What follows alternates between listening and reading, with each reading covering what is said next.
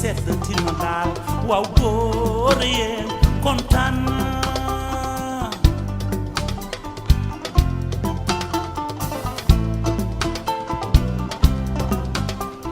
gis naa seen taxawaay dem leen du leen ragal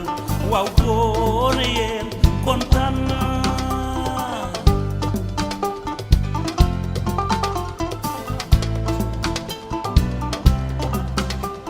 yéen a ngi kër yi liggéey di ko matal waaw góor yéen man bég naa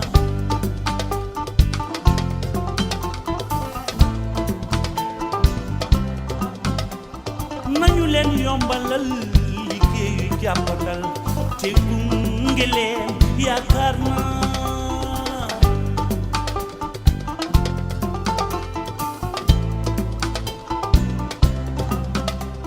bul xaddi bul nelaw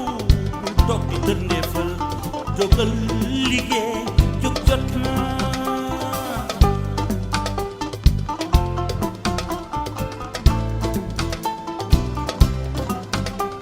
ndaw yi yëngatu leen bu leen ko kenn mënal surtout racial yaatu na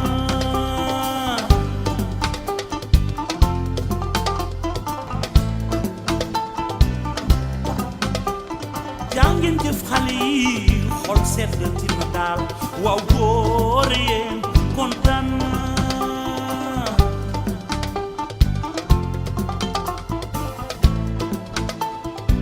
yéen naw yu góor yi naw yu jigéen ñi dama leen bàyyi xel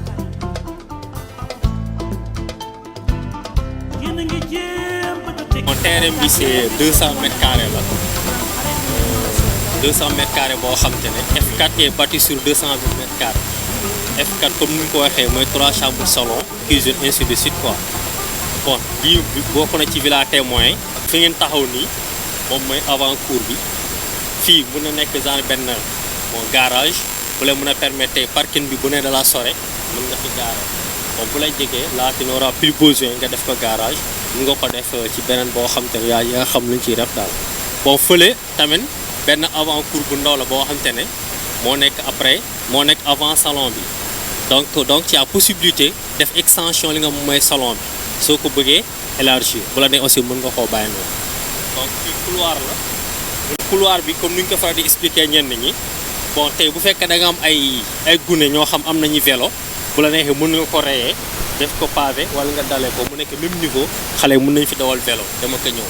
bon en même temps aussi bu la neexee bu ne ngoon naa ngoon vrai 17h 18h xale yu ndaw mën nañu fay benn petit camp mu ndaw kam ñoom aussi nañ gis seen bopp ci biir kër gi kam boobaa duñ jar ñuy génn ci kër gi di fooy nga leen di seeti donc mën nañu fi dal nga mooy petit camp assainissement la tout à l'égout la c'est-à-dire tey du jar nga def fosse lépp dafay dem waaw tout à l'égout la bon fii mooy arrière cour bi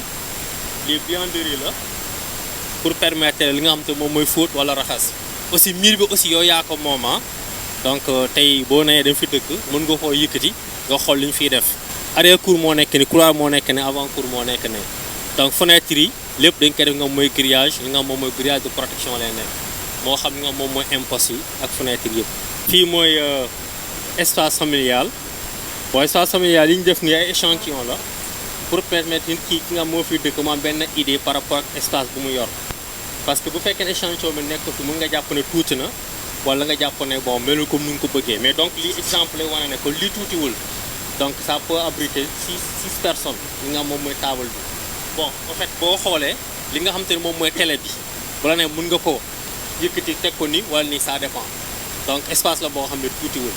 bon léegi chambre kii salon bi moo nekk ni boo fait salon moo nekk ni luminosité ak li nga xam moom mooy aération donc fii da ngay gis ne ngelaw dafay jàll nu mu waree li nga moom mooy lumière aussi dafay jàll donc là on n'a pas ce problème de ce fait fii ba timis daa nekk fii dafay leer te aussi am nga possibilité ba neexee nga det daal di yokk li nga xam moom mooy salon bi mu dem ne donc aussi mën nga ko bàyyi parce que léegi ñu bàyyi ne bac à fleur la da lay mën a permettre tey mën nga def fleur comme nga def leneen xam nga loo xam te ne moom ça dépend de toi kon noonu beneen bi aussi salon yi lépp pièce boo fi gis daanaka dañ fi prévoir installation clim tey bu fekkee ne tey soxla nga du jaar ngay ut électricien mu def passer fil donc da ngay def installation direct da ngay jënd clim bi rek woo ko la koy installé ma installé la ko xam nga bon faux plafond moo nekk nii ay spot lay nekk ba pare day am bande lumineuse boo xam ne moo nekk ci entre ñaari faux plafond yi donc loolu juste te day ànd ak différentes couleurs de lumière donc da lay permettre tey guddi nga xool ban couleur de lumière moom moo la gënal moo gën a adéquat par rapport instant bi nga toll bon aussi bàyyi nañ xel tamit prise ak yu mel noonu bon li ngeen gis nii échantillon la mais su ngeen ko bëggee bu ngeen ci waxtaan ak directeur mu ne leen ko jaayee nii donc tout est possible donc salon bi moo nekk nii bon fii mooy chambre parent bi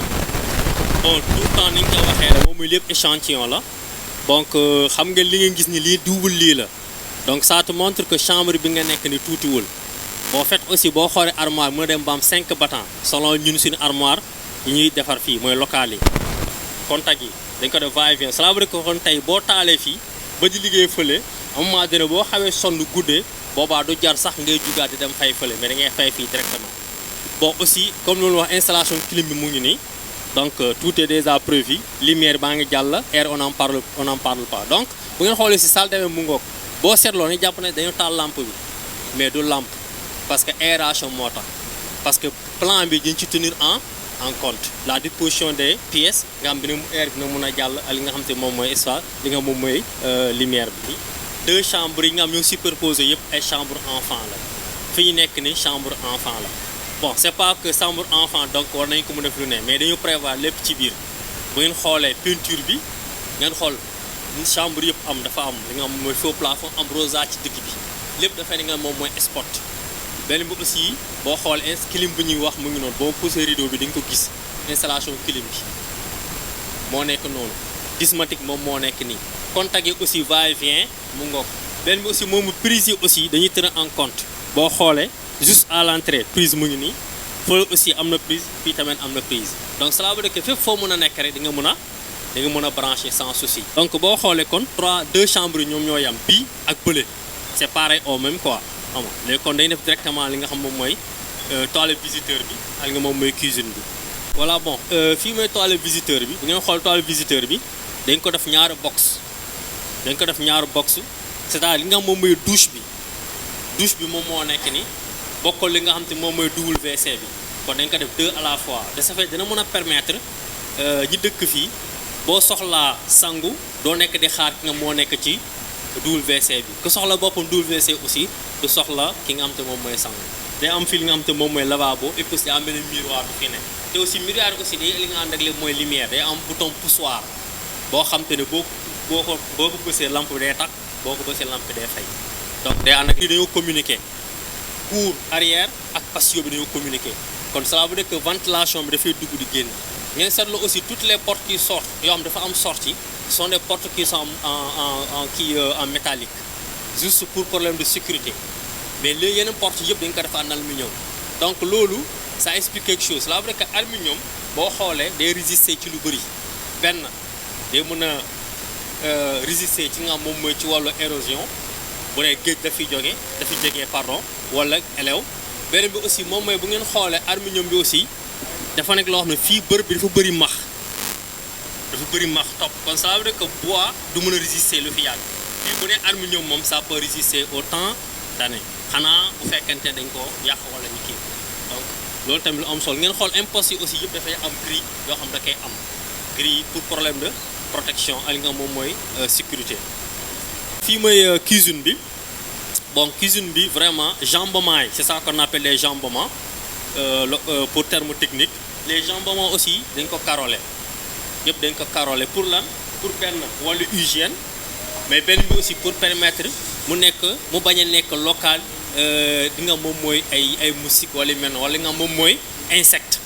moo xam buut wala li ñu mel yaa ngi gis ko loolu tamit lu am solo la benn bi aussi ngeen seetlu dañoo bàyyi benn vide fii bon lii lu ko waral c'est pour permettre ki fiy dëkk mooy borom kër gi tey boo amee yenn frigo à part side by side mun na dina xaj fii mun nga def frigo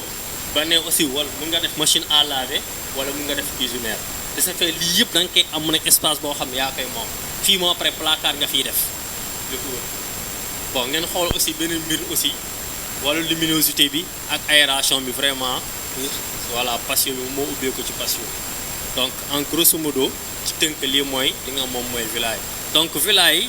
3 chambres la deux chambres enfant ak chambre parent mode ak salle de bain ak li nga xam te moom mooy salon ak toilette visiteur boo xam te ne ñaari box lañ ko def WC ak li nga xam te moom mooy douche ak li nga xam moom mooy waañ boo xam te ne vraiment yaatu na gudd na aussi bàyyi nañ espace yoo xam ne mën a permettre borom kër gi mun ko exploiter mën a am espace bu soxla. aussi am nu patio boo xam te moom moo dox diggante chambre parent ak waañ bi am arrière cour boo xam te ne moom mooy mën a desservir li nga xam moom mooy toilette visiteur bi ak beneen chambre bi am li nga xam moom mooy allée bu lay muy jokkale avant cour ak arrière cour en grosso modo ci tënk lii moom mooy villa bi nga xam te ne moom ngeen ñëw visiter kon ñu ngi leen di jaajëfal baax jërë ngeen jëf asalaamaaleykum.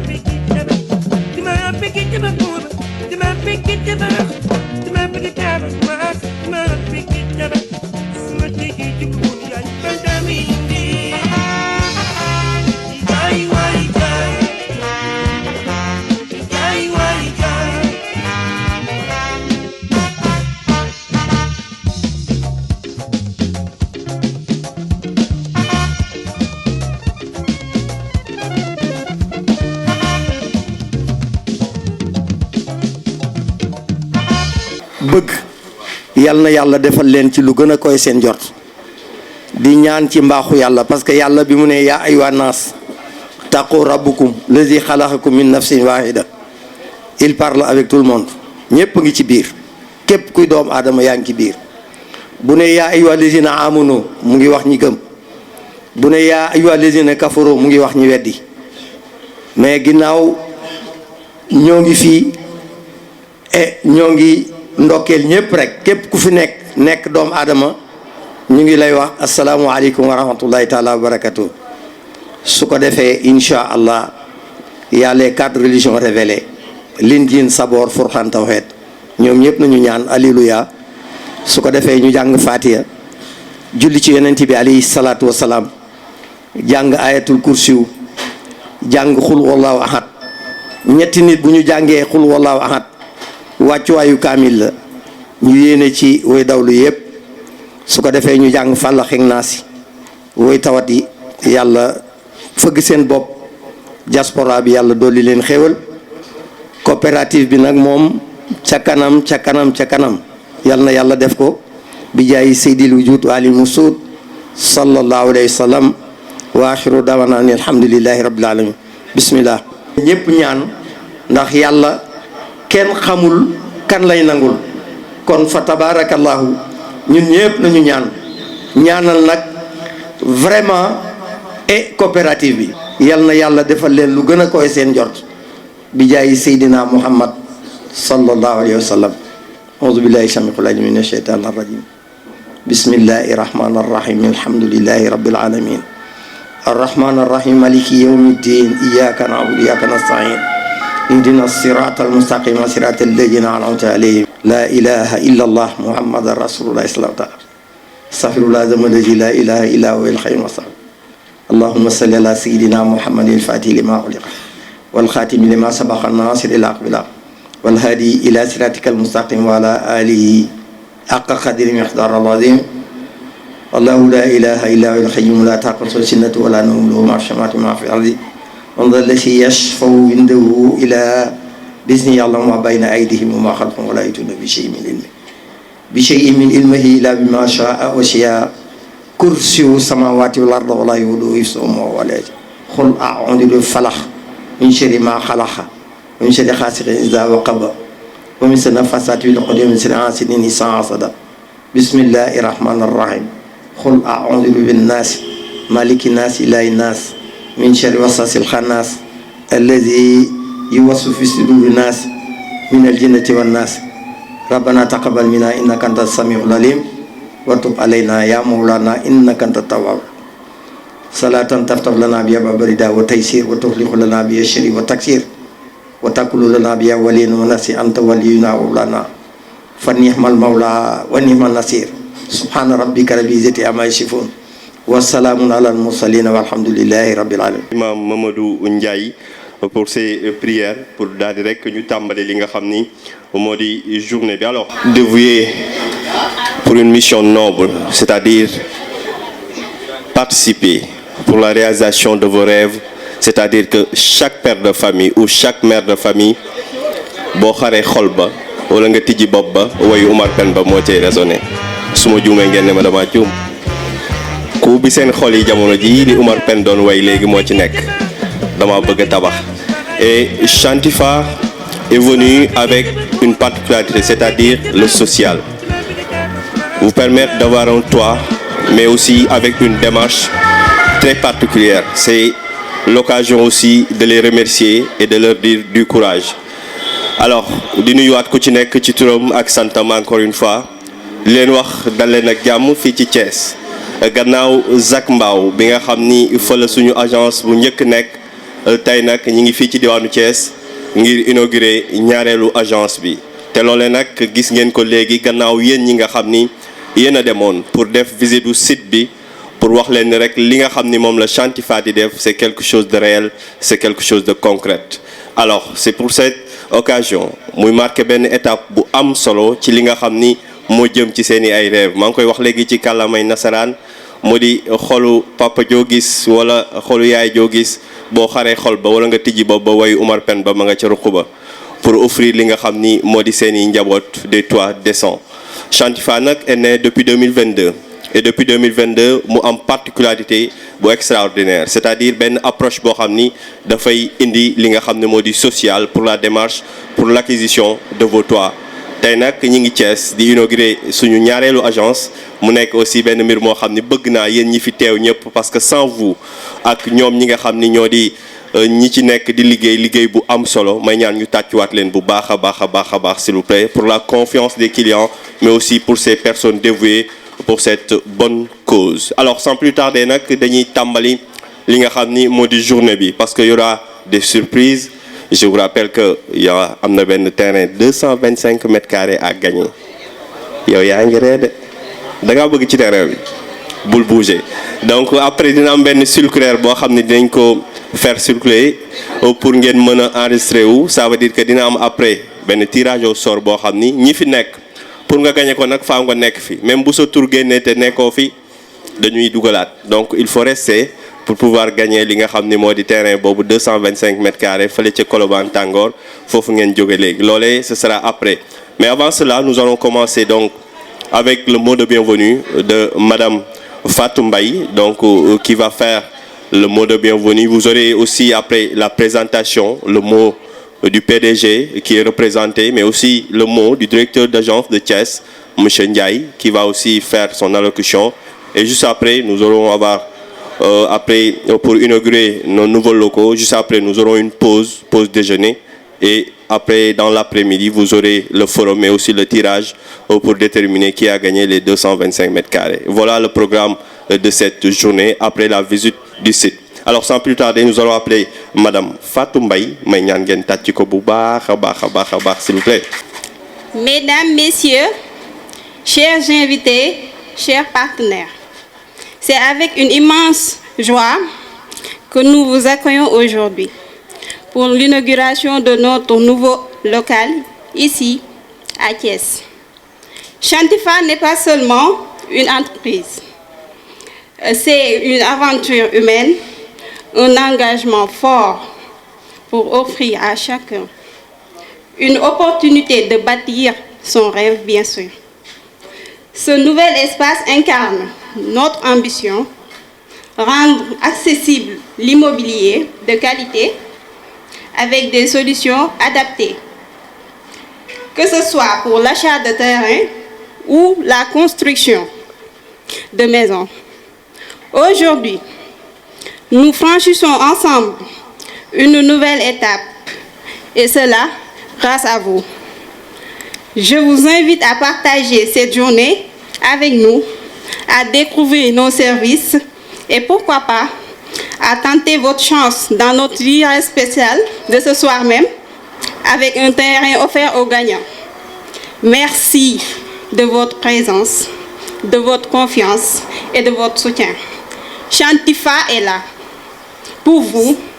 pour vos projets et pour notre communauté.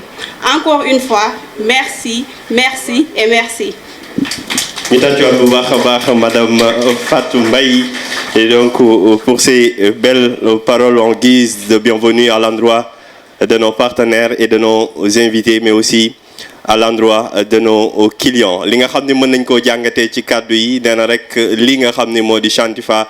nekkul rek une entreprise ndax bu fekkee une entreprise rek relation client lay nekk ak relation fournisseur loolee nag li koy lal lu ne ñëpp xam nañ ko mooy ñangu koppar jël koppar. Mais au-delà de ça, Chantifa aussi dafa nekk loo xam ni aventure humaine la. Et comme disait le grand penseur, quand on sent, c'est parce qu'on est en vie. Mais quand on sent ce que l'autre sent, c'est parce qu'on est humain. te loolee nag la Chantifa am mooy maanaam di yëg seeni ay jublu di yëg seeni ay besoin tax bu bëgg ko réaliser ñu ànd ci pas ngeen nekk ci gannaawam mais pas à pas nekk ci wetam ba loolee nag nekk une réalisation parfaite te loolee nag ñoom une équipe dynamique jeune mais aussi compétente ñoom ñoo ci nekk tey c'est pas pour rien de Dakar nga def Dakar loko ñëwaat Thiès def fi dara ça veut dire que li ngay def mi ngi am tànki kanam te loolee nag la ces jeunes là équipe bu dynamique bii di doxal ba tax na ces mots de bienvenue pour dalal ñëpp li nga xam ni moo di jàmm may ñaan ñu tàccuwaat bu baax a baax madame Fatou Mbaye pour ces mots de bienvenue à l'endroit de nos invités. Alors mais aussi li nga xam ni moo di foofee ca Gorom aussi ñoom fa tamit ay réalisation yoo xam ni def nañ ko ba tey li ngeen jot a gis fi nga xam ni moom ngeen demoon léegi visiter. Alors dañuy sans plus tarder jàll ci la présentation Maïmouna si c'est OK. Alors on va faire la présentation de Chantifa. Mesdames et messieurs, permettez, chers clients et partenaires, de bâtir vos projets avec sérénité et assurance. Si aujourd'hui Chantifa peut continuer à grandir, c'est grâce à chacun d'entre vous. Vous êtes bien plus que des utilisateurs de nos services. Vous êtes nos partenaires dans cette aventure. Grâce à vous, Chantifa continue de se développer, de progresser et de transformer la vision d'un logement accessible en une réalité concrète pour des milliers de familles. Sans votre confiance et votre engagement, Chantifa n'aurait pas atteint ce niveau. Vous avez choisi de nous faire confiance pour réaliser vos rêves et pour cela, nous vous sommes infiniment reconnaissants. Vous êtes au cœur de notre mission et de nos succès. À nos autres partenaires institutionnels et professionnels, merci pour votre soutien constant. Vous avez cru en notre vision et en notre engagement pour un logement accessible, honnête et transparent. Ensemble, nous formons une équipe forte, déterminée à améliorer les conditions de vie des milliers de familles. Avec l'ouverture de cette agence à Thiès, nous franchissons une nouvelle étape dans notre stratégie de proximité. Nous voulons être plus proches de vous, à l'écoute de vos besoins pour mieux répondre à vos aspirations. Nous voulons vous accompagner dans chaque étape de vos projets immobiliers en vous offrant un cadre sécurisé, clair et transparent. Thiès, une ville chère à notre cœur, où réside une communauté dynamique, ambitieuse et pleine de potentiel. Nous voulons vous accompagner main dans la main dans la réalisation de vos projets immobiliers, que ce soit pour l'achat de terrain, la construction de maisons ou l'accompagnement dans le choix de solutions adaptées à vos situations. Notre slogan, le peu de chacun pour le bonheur de tous, résume notre philosophie. Nous croyons en l'importance de chaque contribution, aussi modeste soit-elle, pour créer un impact collectif significatif. En rassemblant les efforts de chacun, de nos équipes, de nos partenaires et de nos clients, nous pouvons accomplir de grandes choses et réaliser des changements durables dans la société. Chantifa ne se contente pas de construire des maisons. Nous construisons des vies, des familles, des communautés et un avenir plus équitable pour tous dans un esprit de transparence et d'intégrité. D'où le programme de décentralisation de la Chantifa, incluant 10 000 logements par région, ce qui fait un total de 140 000 logements. Nous avons déjà eu à réaliser 2 projets, à savoir 1000 parcelles à Gorom, 1000 parcelles à Yen. Aujourd'hui,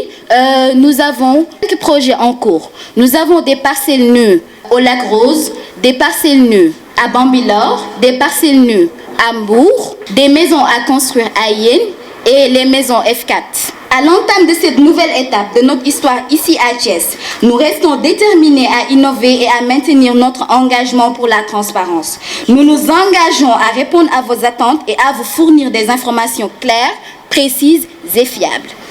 afin de bâtir un avenir où le bonheur de tous devient accessible, un avenir où chacun peut vivre dans la dignité. Nous sommes dans l'optique d'innover un package plus que social, à savoir parcelles et véhicules, qui vont aider pour la construction avec un paiement échelonné sur le long terme. Permettez-moi d'adresser des remerciements sincères aux autorités présentes aujourd'hui. Votre présence témoigne de votre soutien et de votre engagement envers notre mission et nous vous en sommes profondément reconnaissants. Votre accompagnement est essentiel pour Chantifa et nous sommes honorés de compter sur votre confiance pour mener à bien notre mission d'améliorer les conditions de vie de nos concitoyens. Merci pour votre précieuse collaboration et pour l'intérêt que vous portez à cette initiative. Merci du fond du cœur à vous tous, chers partenaires, chers clients, chers amis, pour votre confiance et votre soutien. Grâce à vous, Chantifa continue de se développer, de progresser et de transformer la vision d'un logement accessible en une réalité concrète pour des milliers de familles. Chantifa est là pour vous, avec vous, aujourd'hui et pour longtemps. En rassemblant le peu de chacun, nous pourrons faire le bonheur de tous, Inch'Allah. Merci à vous. Wow. Wow. Elle mérite des applaudissements. Tatulen Aïtawaï. Alors, moi, beaucoup tabaxale ba mu dëkk mook ak i njabootam c'est-à-dire que chaque jour bu yeewoo yàlla jox ko bakkanam muy dund sa liggéey foofee lay yeewoo et c'est ça qui est noble ci liggéey bi c'est pas uniquement de construire des maisons mais c'est de construire des vies parce que ñi fi am wala képp ku dem tëdd ca barsàq nga wax ko wala nga ñàkk ko wax bàyyi nga mébét. Chacun est parti avec un projet. Et la plupart des gens qui sont partis sans avoir un toit, pour caser leur famille. Et je pense que l'imouach, ce n'est pas uniquement de construire des maisons, mais aussi de construire des vies. S'il vous plaît. Monsieur le Président directeur général de la Chantifa, Monsieur le représentant de Orabank, Monsieur le représentant de Mokhtar Construction, Monsieur le représentant de Saint-Clé, Monsieur le représentant de Guyar Business Imo, Monsieur le représentant de CSBTB, Monsieur le représentant de Delta, chers invités, tout d'abord, permettez-moi de rendre un vibrant hommage à Monsieur le Président directeur général de la Chantifa, qui a bien voulu placer en moi sa confiance pour diriger cette nouvelle agence Chantifa. Je lui témoigne toute ma reconnaissance et le rassure de mon engagement et ma détermination à faire vivre cette nouvelle agence Chantifa de Thiès. Mes pensées vont également, à cet instant précis, à l'endroit de mes parents qui ont soutenu, encouragé et abreuvé de prières pour réussir cette nouvelle mission. Mes pensées aussi, voudrais-je profiter de cette tribune pour remercier les amis militaires et civils qui ont voulu me témoigner leur sympathie et amitié en marquant leur présence à cette cérémonie. Monsieur le Président directeur général, chers partenaires, l'ouverture de cette agence Chantifa Thiès répond à une nécessité de décentralisation de notre offre du fait de la forte demande. Elle s'inscrit en droite ligne avec la vision du PDG, qui a un objectif de mettre des agences au plus près de toute la population du Sénégal. En effet, la coopérative d'habitat des nouveaux types de fonctionnaires et alliés, Chantifa, est un projet qui vise à faciliter l'acquisition de toits aux Sénégalais. Monsieur le PDG, en me nommant directeur général de la Chantifa Thiès, vous me faites certes un honneur, mais je comprends que vous me lancez indirectement un défi. Je suis conscient de la lourdeur de la mission, mais je peux vous rassurer, Monsieur le Président, de mon engagement, de ma détermination à réussir la mission. Je m'engage à travailler jour et nuit avec dévouement et désintéressement pour cette nouvelle agence puisse germer d'autres agences. Pour cela, je compte la compréhension de la clientèle et la collaboration des partenaires. Oui, le client est notre raison d'être. Et c'est la raison pour laquelle nous leur proposons des offres inégalées. À Chantifa, les retours et les témoignages sont toujours positifs et nous rappellent qu'on n'a plus le droit à l'erreur. S'agissant des partenaires, cette cérémonie est pour moi une occasion de vous rappeler notre attachement à ce lien fort qui nous lie. Vous avez tout fait preuve de franchise dans les rapports qui nous lient. Orabank, Mokhtar Construction, Sainte-Clé, Guyane Business Imo, CSBTB. Monsieur, soyez rassurés que les partenariats qui nous lient ne franchira jamais de notre côté. Ensemble, on est plus fort. En ma qualité de directeur général de la Chantifa à Thiès, je lance un appel à toute la population thiessoise à s'approprier de cette agence qui est la leur. Avec Chantifa Thiès, chaque Thiessois aura au moins son terrain et plus sa maison. Aussi, voudrais-je vous dire que les portes ne seront jamais fermées et vos conseils et avis seront toujours pris en compte. J'invite toute la population du Sénégal en général et de Thiès en particulier à venir bâtir leur avenir avec Chantifa Thiès. Avec Chantifa, l'avenir est garanti.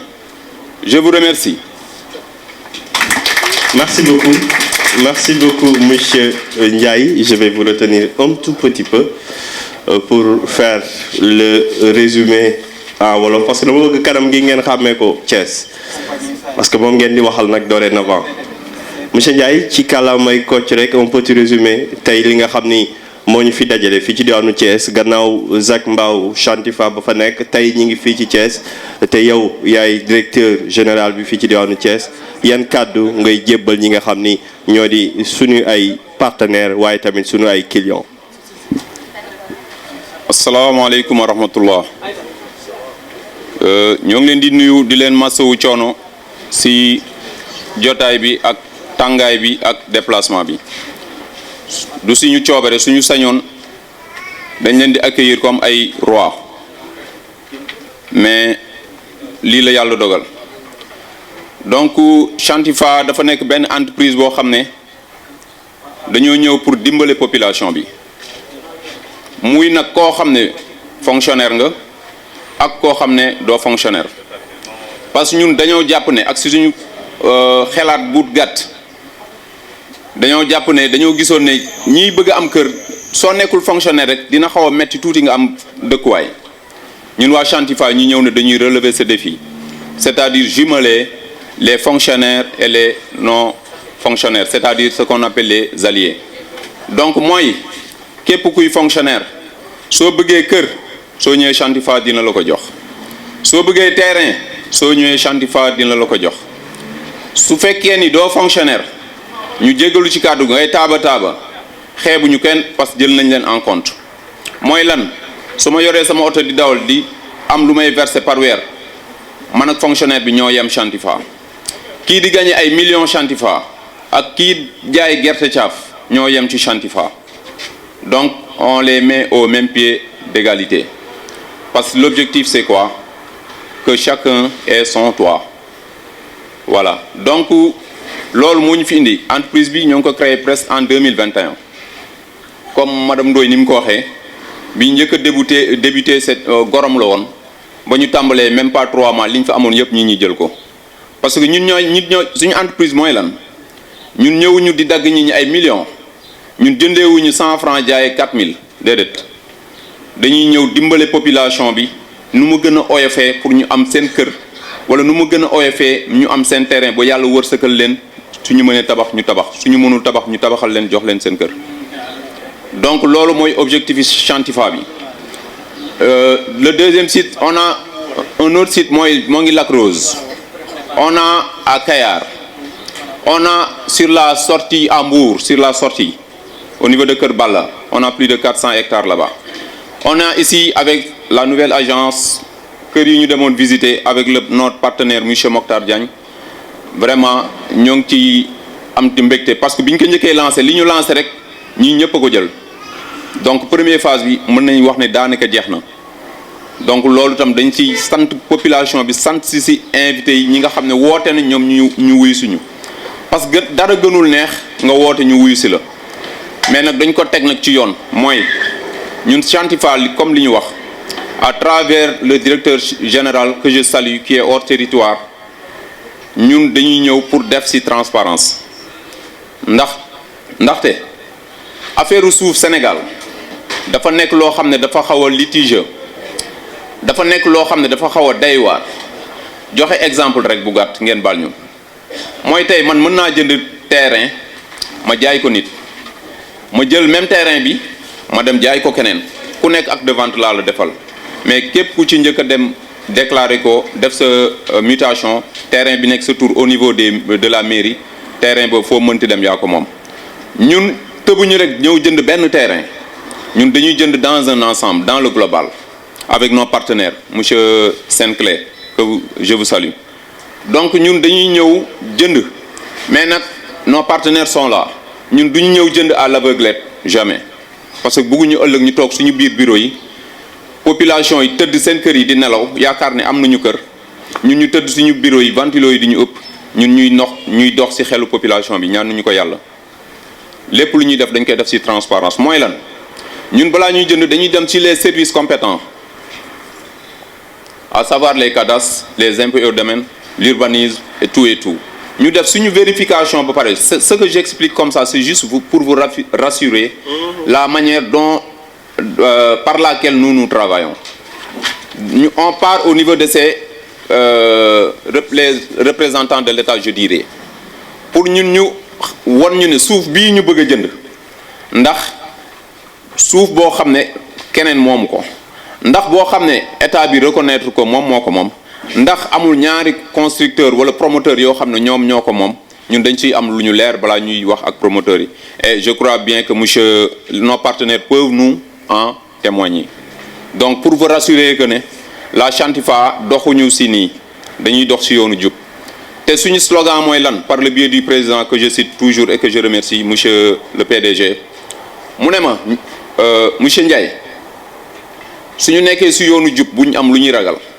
te loolu ñu gëm parce que benn parenthèse dafa am fu ñu nekkoon ay fonctionnaires mu entreprise bi gënal ñu bàyyi suñu liggéeyu fonctionnaire ñëw pour dimbale population bi suñu nekkoon ñu nekk ci fonctionnaire di fayeeku weer yem ci mais dañoo xool ne ñun dañoo war a bâtir l'avenir de nos enfants et de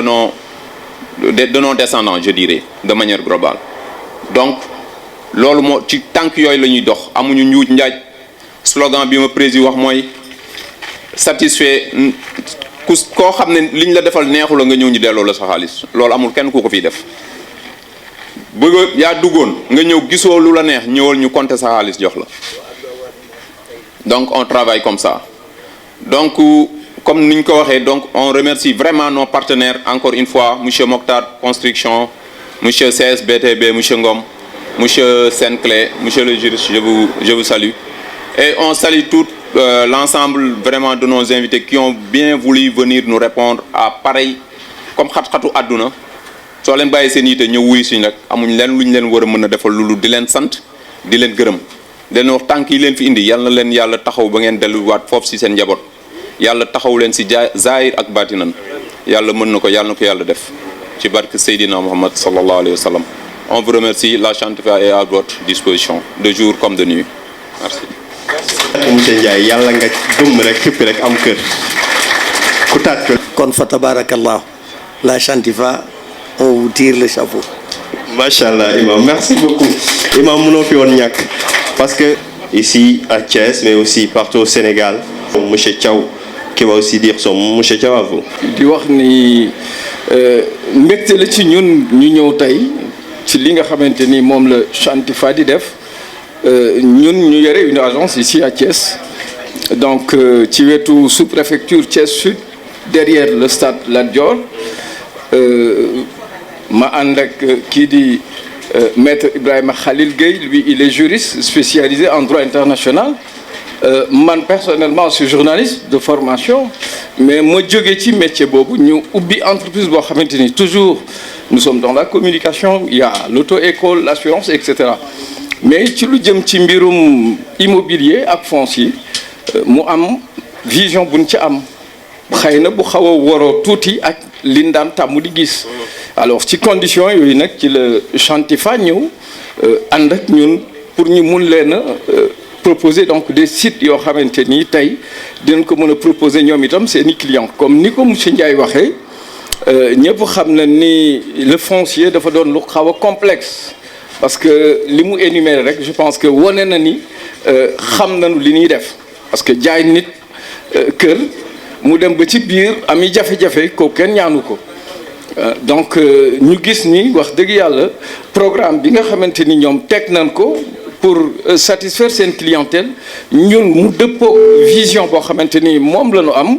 ñun leen bu dee ni loolu la rek ñun nous sommes à votre disposition et ci loolu ci la ñu jël site yoo xamante ni xëy na méngoo na ak ñoom li ñu soxla woon ñu mettre ko à leur disposition pour ñu satisfaire donc seen clientèle di wax ni encore une fois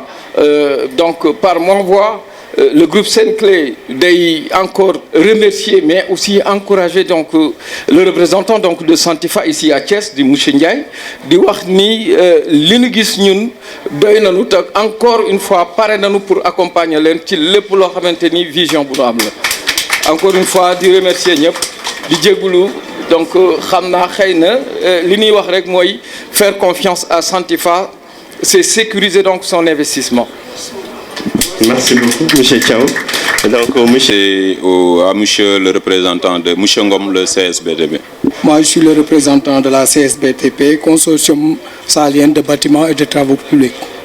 Nous sommes partenaires de Chantifa dans le domaine de la construction. Nous avons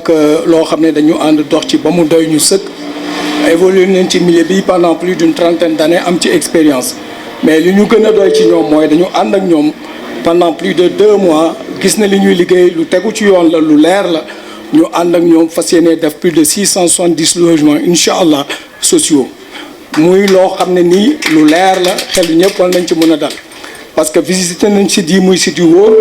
et puis plan yi pare na plan béton yi pare na plan yëpp pare na incha allah rabbi ci lu dul yàgg rek dinañ ko démarrer waaw pour ñëpp mën nañ ci jot parce que c'est social incha allah maa ngi leen di jaajëfal yéen ñëpp. Merci beaucoup, monsieur Ngom. Monsieur Ndiaye. Oui, merci beaucoup. Donc, nous allons passer la représentante de Guyane Business Immo, si elle est là. Di jiite si nuyoo bi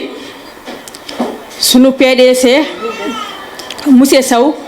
Chantifa di ko nuyu baax di ko ziyaare di ko ñaanal yàlla fan wu gudd ak wéegu yaram ak mboolem njabootam gi muy àndal di liggéey. ñi ngi tudd Soxna Ndeye Fatou Dieng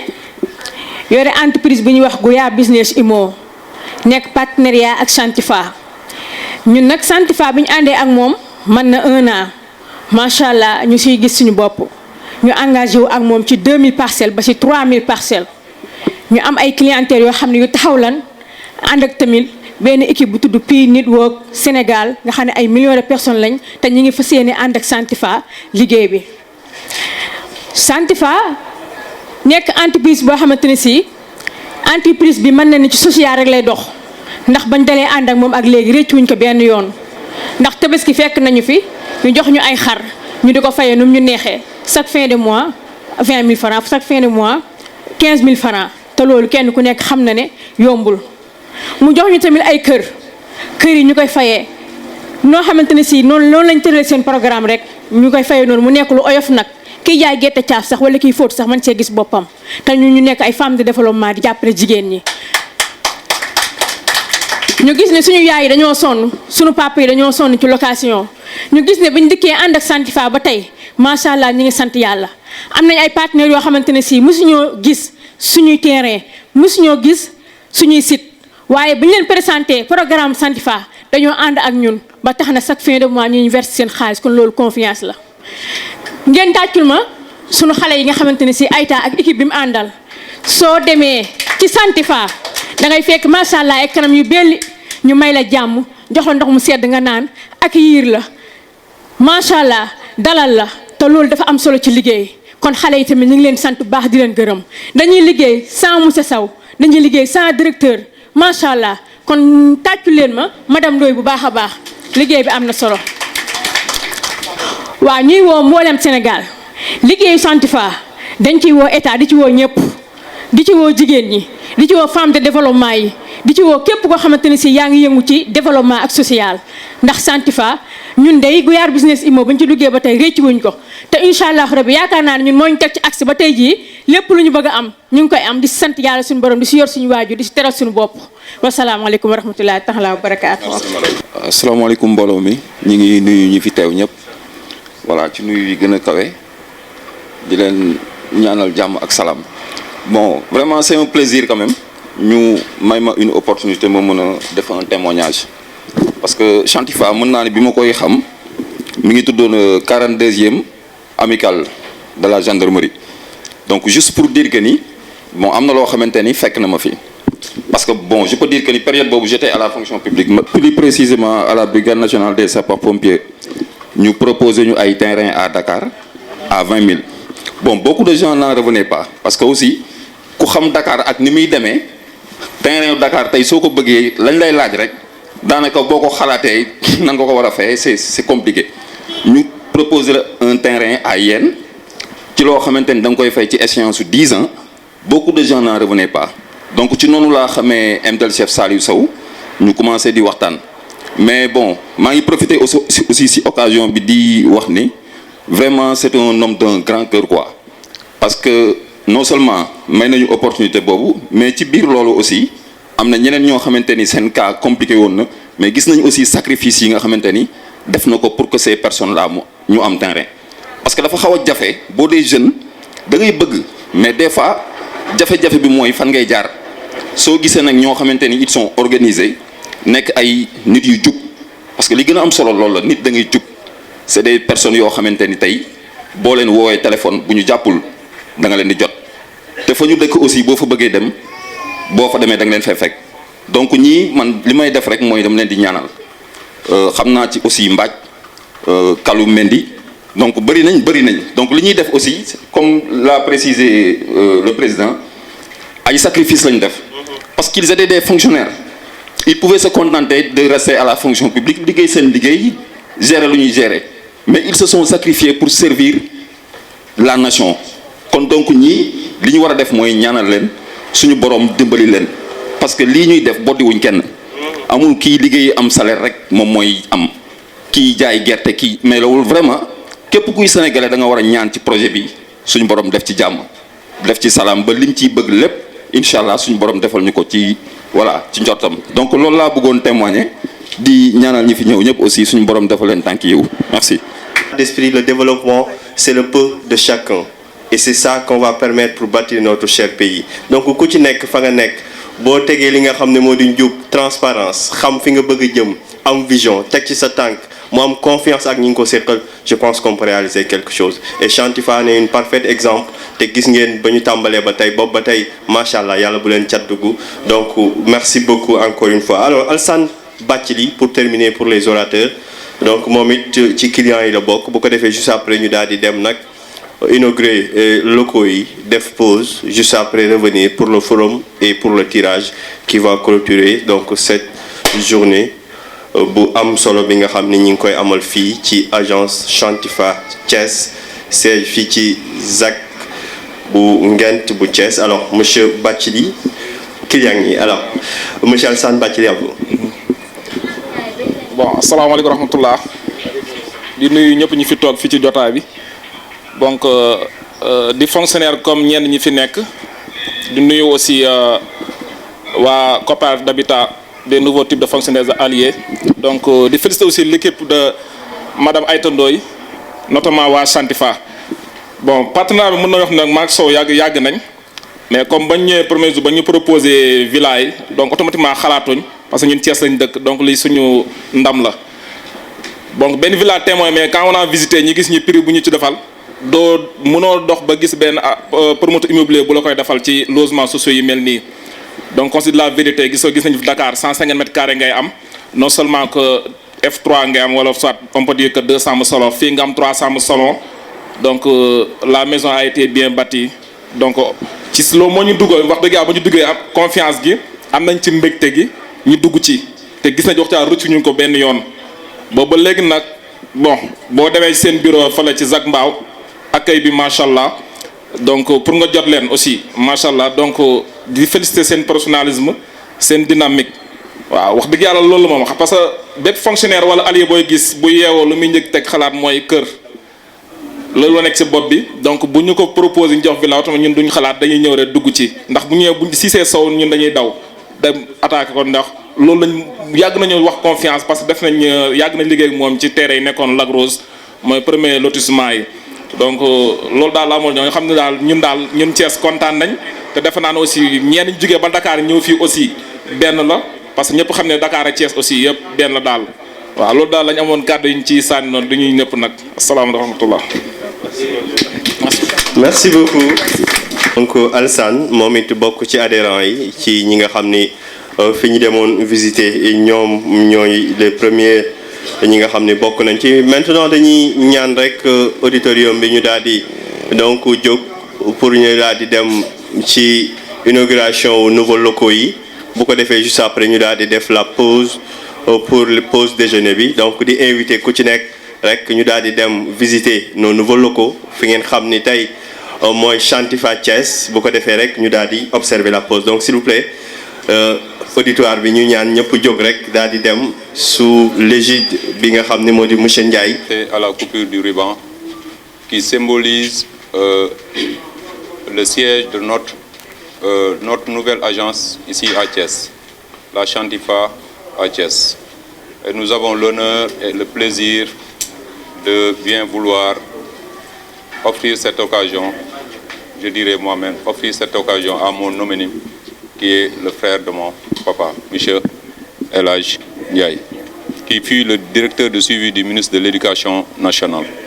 tant M. Ahmed Président Abdoulaye Wade. Oui,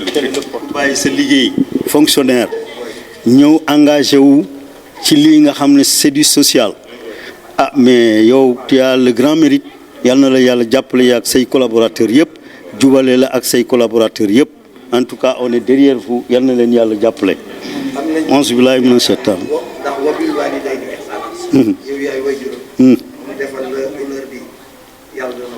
yal na ko yàlla fay yal na ko yàlla fay jërëjëf. On peut passer à la coupure? Oui. 3, 2, 1. Ouvert. On nous montre que...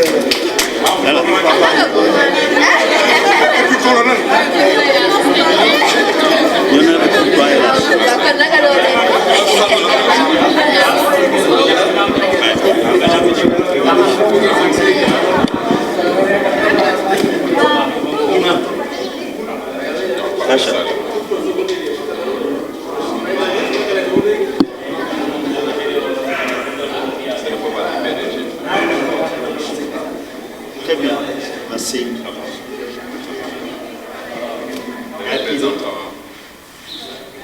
Les partenaires.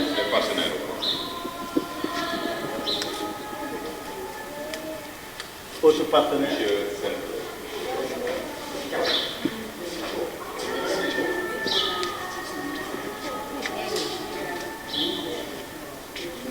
Le représentant du PDG.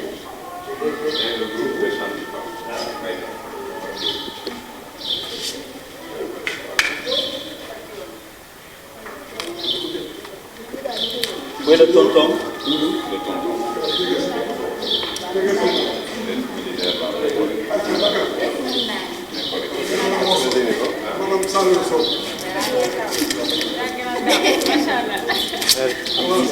Qui d'autre? C'est la première dame.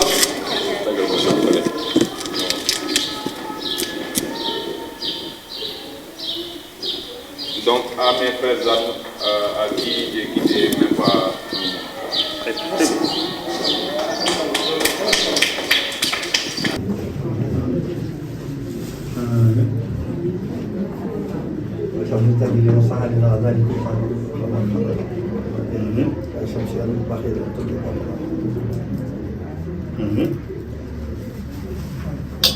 وليس الذي خلق السماوات والارض بقادر على ان يخلق مثله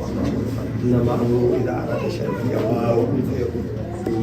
فسبحان الذي بيده ملكوت كل شيء واليه انما امره اذا اراد شيئا ان يقول له كن فيكون انما امره اذا اراد شيئا ان يقول له كن فيكون انما امره اذا اراد شيئا ان يقول له ربنا هب لنا نورنا فاغفر لنا انك على كل شيء قدير ربنا اتنا من لدنك رحمة وهب لنا من امرنا رشدا ربنا ظلمنا انفسنا وان لم تغفر لنا وتقبل منا ربنا هب لنا من ازواجنا وذريتنا قرة اعين واجعلنا للمتقين اماما ربنا لا تجعلنا فتنة للموتى ونجنا برحمتك من القوم الكافرين. À notre nouveau chef d'agence, en l'occurrence El Hadji Malick, mu ñëw fekk une équipe dynamique ñu am ci moom confiance am ci moom yaakaar parce que daanaka ñoom ñu bari ñi ci nekk ay doomi militaire lañu am na ay rigueur yi nga xam ne dañu koo donn ci seeni famille ba tax na rigueur boobu moo tax bi ñu déparé depuis Dakar ba léegi amuñu tànki ginnaaw yàlla mu ngi leen di suturaal ñu ngi dem ci kanam mu nekk benn équipe bu dynamique que je côtoie nag xam leen ñëpp nag di dem Dakar xam ni muy demee te xam ci lu baree bari li nga xam ne tey jii mun naa wax ne su ma taxawaayu fii mbégte la boo amul fin lu tax muy mbégte parce que xale bi nga xam ne tey mooy jiite structure bi ñu di ko wax Saliou Sow man mi may waajuramu góor ba mu juddoo ba léegi amul dara lu mu def ci àddina lu mu ñëwul ci man waxtaanee kook man ba ma ne waaw su ma nee waaw waaw la su ma nee déet déet la ba ci tey fii ñu taxaw ba ci gune gii tey mu nga xam ne moom la investir confiance am ñëw andi ko samp ko fii di ko ñaanal yàlla nag am nañ ci moom yaakaar yàlla bu yaakaar tas di ko bàyyi parce que lépp lu ñu man en notre pouvoir dinañ ko épauler dinañ ko jàppale dinañu ànd ak moom pour que cette mission là mu mun ko réussir ma dellu encore di gërëm cette équipe dynamique bi nga xam ne dafa nekk Dakar jàpp ci liggéey bi depuis commencement ba léegi tàyyiwuñu nekk benn pôle bi nga xam ne amuñu suba amuñu ngoon même sax ay samedi dañ koy liggéey pour le bien du service tey jii donc ils ont tous nos encouragements ils ont tous nos remerciements boole ci nag tey bés bi dañu ma ko taaralal ndax ki nga xam ne moo nekk imam nekk suñu imaamu contingent bu 1977 bu Sénégal nga xam ne man maay président bi suñu imam boobu la ñu fi àndal moom moo fi nekk wax dëgg yàlla nag mu taxaw ñu taxawaay bu mot sëkk comme ni mu koy faral di defee ci suñu gox ak goxantiku yi nga xam ne yépp moom la ñu am ci Sénégal donc il n'est pas en terrain inconnu parce que fii mu dugg si à part de Dakar il a tous les appuis de son promotionnaire Saliou Sow il a tous les appuis des parents de Salif Sow et de l'ensemble des Thiessois. Donc mon fils loo jotul da nga ko ragal te ragal amu fi place appuyez, nous sommes derrière toi merci beaucoup macha allah. kii damaa liggéey ak moom man liggéey naa ak moom presque 2 ans ñu nekk si àll bi vraiment Malick Ndiaye moom mënuñ koo fay. nit ku baax la nit ku jub nit ku jub moom du dugg si loo xam ne am na lëndëm vraiment nit ki moom sooy wax nit ku jullite man nekk nañ Casamance su ma julliwul day ñëw ba si man wax man nan moo tax julli woon demal nga jàpp nga dem julli vraiment nit ku baax la nit ku jub bañkat moom dina am lu ëpp lii. ñu ñoo àndoon Mali 2016 2017. mais sama seetlu ma nekk caporal quoi. boobu ba léegi ñoo ngi liggéey mu nekk koo xam nit ku baax la vraiment nit ku koo xamante ni ku oyof ku sedd ci moom bu ñuy seede si moom li ñuy seede si moom du baax tey comme lu mu wax noonu tey boo nekkee ak moom heure julli bu jotee yow julli woo lu mu lay njëkk a wax pourquoi doo julli ak foo teg doo julli dana fexe ba nga yow nga ñëw di julli biñ nekkee Mali fexe na ba ñu am foofu si suñ chambre ñu am benn élément wax dafa jàng alxuraan moom moo ñëwoon sax moom moo ko créé ba ñuy jàngal foofu ñu fer fa ijji si biir kii bi si biir chambre bi kon moom bu ñuy wax si moom vraiment nit ku baax la quoi nit ku baax la ñoo ngi koy ñaanal fii muy jëm nii lépp lu mu fi bëgg si lu baax yàlla suñu borom defal ko waaw yàlla jàppale ko quoi sama ancien moom 31 la man 34 la donc depuis lors ñoo bokk di nekk heure bu xewlee maa nga fa heure bu ma xewlee donc mu ngi fi ba 2016 lañ ma affecté Thiès bi ma affecté Thiès ba léegi mosuma dugg dara te jégul ko moom aussi moo mag mooy sama ancien mooy sama chef mais mosu def dara aussi tataagul ma ñi si waxtaan guddeeg bëccëg du si toll te yàlla seede na feebar laa fanaane mais mënuma ñàkkaa ñëw bu guddi gi damaa feebar mais mënuma ñàkkaa ñëw parce que kii lépp lu ma ko defal rek ça veut dire que nekkuma góor certes tey suñu liggéey permettre ñu wax mais tenir ko instant yi donc soo kontaanee donc da ngay wax yéen yi en tout cas li nga xam ne tey tibbee naa ko sama xol ñëpp tibbee ko seen xol sama papa instant yi presque atteindre na 100 ans xam na ko ba tey bi mu fi ñëw donc wax naa ko nee na mu ngi koy ñaanal mu ne ma ci kanam rek parce que sama papa mooy ki nga xam ne képp ku mu bëgg képp ku mu dégg mu tudd sa tur rek da lay jàppee comme doomam à chaque fois donc day dégg ma naan ko Malick Ndiaye donc tey pa bi certes à mon niveau dara jarul mu fen dafa na mën a sax day ñëw mën a ko yow fi instant yi fi nga toll kilifa ko dem ba am tey benn 100 ans waroo tey lu nekk nga bouger instant yi donc ñun dañuy bañ ñuy déplacé yoon déplacé donc loolu moo ko fi teree ñëwul mais ñaan yi ak xel mi donc mu ngi fii te ñaan yooyu nag yàlla na ko yàlla suñu borom mottali en tout cas li si xol bëri na yàlla na ko yàlla fay yow kii papam yow kii yaayam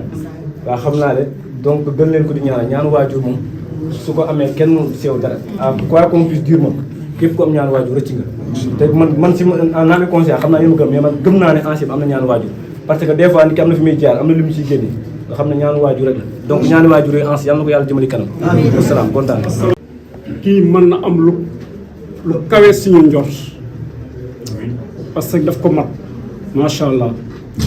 yal na ko suñu borom lafal cat yal na leen suñu borom lafal cat waa Tifa comme ni ñu koy waxee en proverbe doomu ñey gudd fan nga koy ñaanal kon ay ca boog ñaan yi na dal kese incha allah c'est la réussite quoi parce que ñii ñoom c'est des valeurs sûres quoi waaw am nañ ci yaakaar bu baax a baax dana suñu borom lafal cat. première mission bi mooy bi ma ko tuddee ba ma koy tuddee booba sax xamuma lu bëri xale la très jeune te am na lu ñu wax ci l'islam am na lu mu wax ci ku ñu tuddee ndaw mu ne ndaw waaw ma gis ci moom juróom-ñaari jikko voilà ma gis ci moom jikko bu ma doy premier jikko bi ma doy mooy ku jullite la kii wax na ko waaw ku jullite la man maag papaam ak yaayam moo ñu gën a jullite wallaay du tàggoo ak kurus te am na lu may def lu mu def ci dëkkam ku gëm jullit voilà ku gëm jullit ku gëm yàlla dëgg topp ko moom moo koy def parce que ñu bëri njëkk nañ ko liggéey seen xel daju ko mu daj ko xam naa buggul ñu wax ko mais moom ak yàlla xam nañu digganteem ak yàlla xam nañu kii man ma topp ci baayam yaayam du woon koo xam ne maa moom duñ doon tàggoo kii su ñëwoon ca dëkk ba damay mel ni doomam laa man donc ñoom mënuma leen fay ci tur bi nga xam ne moom lañ jël jox ko moom muy sama tur kontaan naa ci torop sama kër tey jii mu nga fees sama jabar ay mbokkam ñoo ko wuyu si mais dama ko ne li fi alaaji dem mënuma ko tardé xaw ma yéen nan ngeen te koy interpréter mais man mënuma ko tardé il faut ma dem ma xëy suba teel sol sama yére ne ñëw fii dama fii ñëw présent parce que loolu dafa am symbole am na lu muy symboliser daggal ma ruban sama bureau duñ ko jox n'importe qui ci li ma xam ci état responsabilité bu mag la ma jox kon yow El Hadj tëddal nelaw sa ñaanu yaay dina la accompagner sa ñaanu papa dina la accompagner ñun dinañ la ñaanal conseil boo bugg parce que dañu def administration boo bugg on est à ta disposition et Inch'Allah chef il va réussir parce que am na qualité valeur il y a quelqu'un qui a parlé de vision et de valeur service valeur moo koy yore valeur bi njëkk mooy valeur u gëm yàlla la ca tegu au moins mat na 7 à 8 valeurs yoo xam ne gis naa ko ci moom waaw gis naa way dinaa ko def insha allah gis naa ko ci moom valeur boobu nit su ko ëmbee rek loo yowti di nga ko jot insha allah waaw loo yonku di nga ko jot confiance nag bi directeur bi am ba nommé ko à ce poste am ñun amuñu payam am na lu mu gis ci moom moo tax mu fal ko am na lu mu gis ci moom sinon du ko jox responsabilité yu mag yi parce que lii mën na dem ba d'ici 100 ans c'est une entreprise qui peut faire des choses extraordinaires l'essentiel c'est d'engagement jeunes yi nga xam ne yéenay liggéey ak moom su ngeen ko jàppale seen bopp ngeen jàppale woon ko de seen bopp ngeen di jàppale kon li ngeen engagé nii yal na ko yàlla xàll yal na que la lumière divine vous accompagne yal na ngeen am ci réussite boo xam ne dina correspondre. kii mënoo koo seede par rapport à ma propre personne ñu ngi engagé wu le 2 1977 depuis cette date ba léegi ñooy nekk bi muy def CP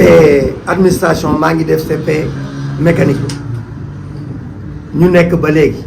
on a 68 ans mais 69 ans ba léegi ñoo ngi nekk teraanga bu nekk daf ñu koy defal ñun contingent bi moom bëggul defet te yàlla loolu la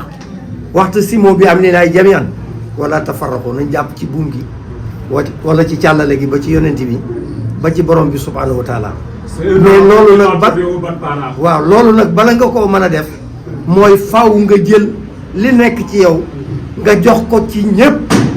ba ñu won la safaan ba préjugé moo wërtaam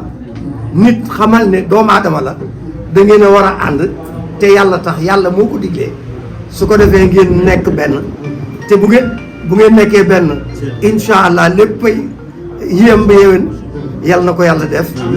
te ñaanu waajur am na solo ndax wabil waalidayni ihsaanan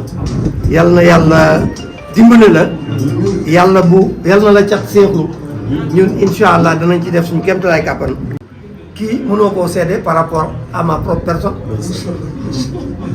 ñu ngi engagé wu le 2 1977 depuis cette date ba léegi ñooy nekk bi muy def CP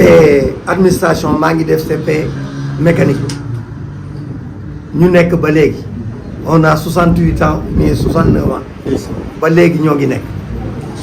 teraanga bu nekk daf ñu koy defal ñun contingent bi moom bëggul defet te yàlla loolu la waxtu simo bi am ni naay jamian wala tafarraqu nañ jàpp ci buum gi wala ci càllale gi ba ci yonent bi ba ci borom bi subhanahu wa taala mais loolu nag bala nga koo mën a def mooy faw nga jël li nekk ci yow nga jox ko ci ñépp ba ñu won la safaan ba préjugé moo wërtaam nit xamal ne doomu aadama la da ngeen a war a ànd te yàlla tax yàlla moo ko diglee su ko defee ngeen nekk benn te bu ngeen nekkee benn incha allah léppay yéem ba yéwén yàlla na ko yàlla def te ñaanu waajur am na solo ndax wa bil waalidayni ihsaanan yàlla na yàlla dimbale la yàlla na la cat seexlu ñun incha allah danañ ci def suñu kéemtalaay kàppan. di ñaan bés bi yal na nekk seen jiglaay yéen nag mbooleem jullit boo xam ne rek yàlla boole na ko ci di gërëm sow mi nga papaam ji di sow nga xam ne moo ko jël yëkkati ko teg ko ci bopp bi fi mu ko teg yal na ko yàlla defal lu ëpp njortam moom itam yal na ko yàlla yàggal ci kanamam mu di ko tete xale bu loxoom setee rek dina mën a bokk ak mag ne te li ñu kii wax sànq na am na ko fi wax sànq mu ne ñaanu waajur dafa am solo boo amee ñaanu waajur su ma maam daf ñu doon wax boo amee ñaanu waajur foo dem mu jiitu la fa doo ko takk doo ko naan doo ko sangu te foo dem mu jiitu la fa moom itam jullit biir la ni ko papam ji waxee l'islam bu nekk ci ñun bi nekk ci moom moo ko xale bi keroog dama ne leen bala ma koy ñaanal dama koy njëkk a ñaanal yal na mel ni papaam ba ma uufee doomam dam ne yal na nga mel ni sa papa am na nu meloon du ma ñaanal doomam mu mel ko mais waajur ju nekk dangay ñaan sa doom gën la kenn bëggul gën sa doom dangay ñaan yow nga dem ba sa doom gën la moo xam lim bugg xam fi mu bugg a yegg yàlla na ko fa buur yàlla yeggal ci barke Seydina Muhammad lii day teeñ bi la ndam li dana te en bi dana yegg si bu soobee yàlla incha allah yal na la yàlla lafal cat gaay yal na la buur yàlla lafal cat yaa boo leen jullit boo bokkal liggéey bii yal na leen yàlla jàppale aar leen laq leen fu yàq yeegul barke Seydina Muhammad jërëjëf boo xam ni dañ koy mettre en jeu pour permettre à l'ensemble des gens yi nga xam ni fekkee nañu journée bi ñu avoir une chance de gagner benn terrain loole nag équipe bu Chantifa ñoo ko def sous la coupole de monsieur Sow leur PDG directeur général mais aussi l'ensemble des équipes pour remercier ñi nga xam ni non seulement ñoo ngi fi mais aussi les adhérents. Je pense que la discussion a été un peu rude mais finalement c'est la démocratie qui a pu les départager donc merci beaucoup. Alors li ma ko waxee léegi rek mooy gannaaw bi ñu añee ba pare li des nag moo di donc tirage au sort bi nga xam ni mooy 200 mètres carrés yi nga xam ni Chantifa moo ko jagleel tey invité yi nga xam ni ñëw nañu ci journée bi yëpp kum ci mënti doon boo bindoo rek déjà sous peu dañ def li nga xam ni moo di tirage bi pour permettre la nga gagner 225 mètres carrés foofee ci Colobane Tàngoor loole nag mooy surprise journée bi nouveaux locaux mais aussi mu ànd ak ay cadeaux loole nag la Chantifa def comme ni mu koy defee boobu ba tey depuis 2021 ñu samp entreprise bi non seulement mu am une vocation boo xam ni c'est social permettre à tous ces gens à tous ces Sénégalais d'avoir un toit mais aussi permettre ñëpp ñi nga xam ni tey teew nañu ci journée bi yeesal wala beesal nouveaux locaux yi ñu gagner benn terrain donc teg leen seen baaraam ma ñëw ñu daal di jàll ci li nga xam ni moo di le tirage avec l'ensemble des équipes de Chantifa alors yëngalaatal Fatou yëngal ñëpp lañ dugal donc tout le monde est dedans Fatou yëngalal ay ca tourne lépp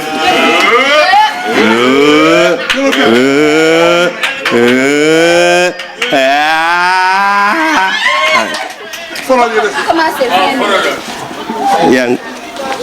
tey yooyu am na tam. kii kan la. man la kii kan la. man di seet ku ko moom. man la ñëpp a ko moom. kan la tur bi lan la. 430 ku ko moom. tur bi lan la. Mbodj la sant Mbodj. mooy Mbodj la jeune Mbodj. Khalifa Ababacar Diop Mbodj.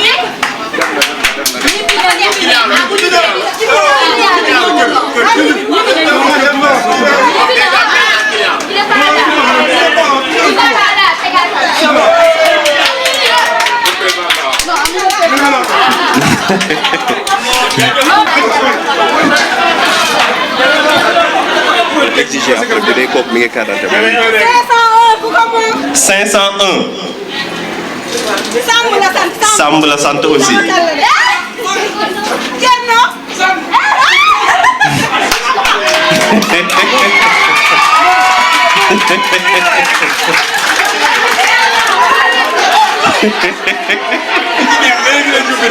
J'ai vu bi nga ko naan kaay bindu kay sama kanam ah Samb ci yàlla pare na dem Thierno Samb moom lañu mujjee bind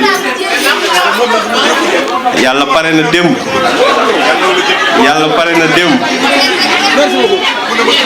alors le gagnant du tirage au sort c'est monsieur Thierno Samb gis nga li yàlla di def c'est animateur rek ko fi indi woon liggéey see ko fi indi woon moo tax ku jàpp ni wërsëg mi ngi ci ana aram ku jàpp ni wërsëg tëdd nelaw la wala mi ngi sa fi ngay toog yaa ngi nax sa bopp da ngay dem fa ngay defee nii lépp fa la lay fekk te il a été là depuis hier mi ngi ànd ak yéen tey yàlla récompensé ko caravane bi moo ko def cette belle matinée cette journée mu ànd ceeg ñoom donc Thierno félicitations moom moo gagné 225 mètres carrés yi. donc comme ni ñu ko waxee woon lii mooy wane ne ñun waa Chantifa liggéeyuñu ngir salarié yàlla wane nañu ko tey fii donc lépp lu ñuy def rek dañ koy def suñu akulaay taalaay parce que du fonctionnaire tey animateur la te je profite de l'occasion dem dañoo toog ba ay 17h presque amuñu oto bu ñu def suñu matériel ñu boole ñoo ay nit ñu woo ñoo ñu di wax ay prix exorbitant ñu woo ko prix bi mu ñu njëkk a wax wallaay presque ñële doublé nañ ko ba pare ñëw ànd ak ñun heure bi ñu ko waxoon dépassé na ko donc léegi la toog ma seen ko ma ne ko yow est-ce que bind nga sa tur mu ne non binduwuma de ma woo mooy ki nekkoon fële ki mu àndal ma woo ko ne ko ndax bind ngeen seen tur mu ne binduñu ayita moo ko mujjee bind yàlla daf mu génn yàlla na la jik ngeen ñaanal ko yàlla na ko jik. alors Thierno balaa ngaa dem juste un mot tey nga gagné 225 mètres carrés yi Chantifa tegoon en jeu à l'occasion ci cérémonie d'ouverture bi ban sentiment nga am tey. waaw salaamaaleykum maa ngi nuyu ñëpp maa ngi nuyu waa Chantifa waaw di wax ni jërë ngeen jëf parce que lii tamit ñoom Ayra ak gars yi consort gi parce que man dafa bi génn sax maa ngi naan man du ma génn parce que aw ma sens. ndeysaan njël yàlla def. waaw mais mooy li ma wax rek yàlla na doon njiglaay daal. merci beaucoup Chantifa. ñu tàccuwaat Thierno bu baax a baax s'il vous plaît. et en même temps remercier chaleureusement l'équipe de Chantifa. te il faut nga ñëw Chantifa pour xam carrément ñoom li ñuy def te d'ici suupa Sénégal yëpp dinañ leen dégg ndax ce que vous faites c'est rare de le voir ou bien même qu'est-ce que sax di nga ko gis et maa ngi koy wax léegi jamono bi nga xam ni jaaykatu suuf yu bari ñi ngi tëdd seeni suufu ron lal ñeme wu ñoo génn. c'est très important parce que j'en sais quelque chose ñu ci bari jamono ji nga daan dégg demul seen kër yaay tëdd ña nga dugg seen suufu ron lal ñu ci bari ñu teg ci seen tànk wala ñu teg ci seen conc. L'occasion ne pouvait être plus intéressante que ce soir. Actuellement bi nga xamee ne nit ñaa ngi sillonner pays bi yépp pour di wut ñu leen élire au niveau de l'Assemblée nationale que Chantifa ci moment yi nga xam ne ñépp yaakaar nañ ne Sénégal dañu war a politique rek ñoom ñu indi politique sociale taaj ko ci diggu réew mi woo ñépp ne leen ñëw leen ngeen teewee li ñuy liggéey comme ni mu ko waxee léegi au moment bu promoteur yépp ñu ngi làqatu di raser les murs Chantifa ñemee taxaw def lii en pleine campagne électorale loolu mooy wane nous faisons appel à l'État du Sénégal je parle bien et je pèse bien mes mots au président Diomaye et Sonko que ne bu buggee gis ñuy liggéey rek liggéeykat yaa ngi nii cette équipe de Chantifa là qui est née presque avec toute li nga xam bi difficulté yi gën a exacerbé au Sénégal muy en 2021 ñëpp di xeex ñoom la ñu futteeku ñi bàyyi seen i jàng ñi arrêté seen liggéey étant dans la fonction publique def une équipe homogène et dynamique prêt à affronter le social pour que sénégalais bu nekk am toam ñu def ko wàcce ko te ci nag ba ci ñi gën a néew doole ba nga xam ne tey ku am 500 francs par jour di ko natt mun nga bala ngay am 1 an 2 ans nga am terrain kon nag kon ñu ngi gërëm à travers ñi taxaw fépp l'ensemble du Sénégal gërëm le président le PDG bu Chantifa muy monsieur Saliou Sow di gërëm nag Dakar aussi parce que c'est une équipe bu ma gis dañoo dynamique tey soo gisee ñu ñeme ba mag suñuy tentacule ñëw vers les régions c'est que ñi nekk Dakar dañoo sampu dëggal seen bopp taxaw ba nga xam ne waxuma Sénégal diaspora beeg partout de partout nit ñaa ngi ñëw di adhérer donc c'est une équipe d'avenir dañu leen di ñaanal rek li ñu def diggante 2021 ak léegi yàlla na ko yàlla ful ko ba nga xam ne bépp sénégalais bu mos a am njàqare logement boo leen jegee yàlla mën leen a jox ay suuf yu doy ba ñu mën a jox ñëpp ci à de bon prix ci teeyu bakkan ak ci lépp ba ñu mën a am ay terrain bu leen terrain yi téye ñu accompagner leen di leen ko tabaxal par ndànk-ndànk ba ku jóg mën a dugg këram parce que nag social gënu la rëy wutal nit kër donc ñu ngi leen di nuyu di leen gërëm di leen sant di wax rek xanaa bu ñu quitté aussi te chef d'agence bi ak directrice bi tàggoowuñu donc kon ñoom tamit ñu ngi leen di xaar fii au micro merci beaucoup. Alors merci beaucoup sunu papa Sow merci beaucoup monsieur Sow aussi ces mots-là mënul woon ñàkk te fi nga ko waxee tu as parlé avec le cœur et c'est ça qui est important te lu génn ci xol rek en général dëgg lay nekk. Alors monsieur Ndiaye et madame Aïta pour le mot de la fin pour que ñu clôturer ñiy dellu Ndakaaru dellu sama mbokku kajoor yi des. maa ngi leen di nuyuwaat yéen ñëpp ku si nekk sa tur ak sa sant di kontaan torop si seen teewaay tey parce que bu dul woon ak yéen chaque fois loolu laay wax bu dul woon ak yéen Chantifa du agsi fii tey vraiment kontaan nañ torop on vous remercie de votre présence soutien bi indéfectible bi ngeen ñuy témoigner à chaque fois kontaan nañ au nom de toute l'équipe Chantifa ñoo ngi leen di remercier maa ngi commencé nag remerciement yi si monsieur le PDG Saliou Sow kenn mënul wax te tuddoo ko parce que ginnaaw yàlla lépp moom la un homme social un homme vraiment yàlla na ko yàlla sàmm loolu rek lañ koy ñaanal ñun ñëpp loolu lañ koy ñaanal yàlla na ko yàlla sàmm yàlla aar ko bàyyi ko suñu kanam ba si kanam incha allah vraiment yàlla na ko yàlla fay xolam daal ndax yaakaar naa ni ku yàlla fay xolam rek bu boobaa dootoo ñàkk dara vraiment kontaan nañ torop si moom te ñoo ngi koy remercier si confiance bi mu teg si ñun tey ba nga xamante ni tey nekk fii mais il est tellement content vraiment ñi ngi koy ñaanal ñun ñëpp bu baax a baax kontaan nañ torop merci beaucoup. sant yàlla ba pare li ñuy def di julli si yonent bi sallallahu alayhi wa sallam di sant suñu waajur teg si doomu aadama mbindeef bu ndaw bu tuuti mais bu fonk doomu aadama mooy monsieur Saliou Sow man comme ni ma ko waxee sànq j'avais le cœur meurtri ndax lan wax naa papa ji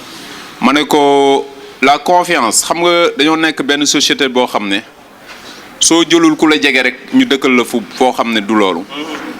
parce que li ma ko wax ma ne ko Saliou pourtant il a des frères ñun suñu contingent on était plus de 1300 et quelques personnes yàlla def on tisse de très bonnes relations tey mu bàyyi loolu yëpp mu ñëw mu ne man jëmu ju xeebu bi man lay dox responsabilité bi du ma def dara lu dul di sant yàlla encore et vraiment di renouer sama confiance envers Saliou Sow et sa famille son papa sa femme et les enfants toute la famille et toute la famille de Chantifa. La famille là cette famille là je vais un peu dinaa ci xaw wax tuuti mooy comme ni mu ko waxee pourtant le PDG il est hors territoire mais dafa mel ni moo ngi fi. Ils se sont presque ay 2 heures du matin la ñu tëdd démb ci ay jigéen donc c'est tout juste pour vous remercier devant tout le monde que vraiment je vous remercie encore une fois de plus di ñaan yàlla gën ñu dëgëral nii yàlla musal ñu ci seytaane yàlla taxaw ñu ci zahir ak ci baatin. ñu dellu si invité yi ñoo ngi leen di gërëm encore une fois de plus di leen sant di leen jox seen wàccuwaay di leen tatagal moo bu ñu bëgg a utiliser rek xeeb nañ ko fu màqaama toll ci waxin ci jëfin ñoo ngi leen koy delloo ndaxte ñëw ngeen fii bàyyi seen yitte yéen doog ñun suba ba ngoon te ngeen xool ne le temps est précieux fi mu nekk nii Sénégal nekk nañ foo xam ne ku nekk am nga loo war a mën a defi. Donc encore une fois de plus chers invités chers partenaires ceux qui sont là ceux qui ne sont pas là am nañu bëggoon ñëw mënuñu ñëw mais peut-être les images leur reviendront donc ñoo ngi leen di nuyu yéen itam yéen ñi mënul ñëw. En tant que directeur général de la Chantifa au niveau de Thiès dama leen di ñaan di leen xiir ngeen yokkal ma ñaan bu baax yàlla oyofal yeen bi parce que diis na trop.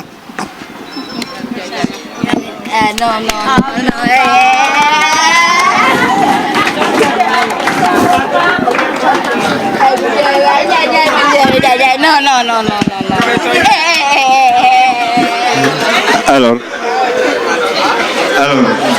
c'est ça, le cœur a parlé et le cœur a lâché.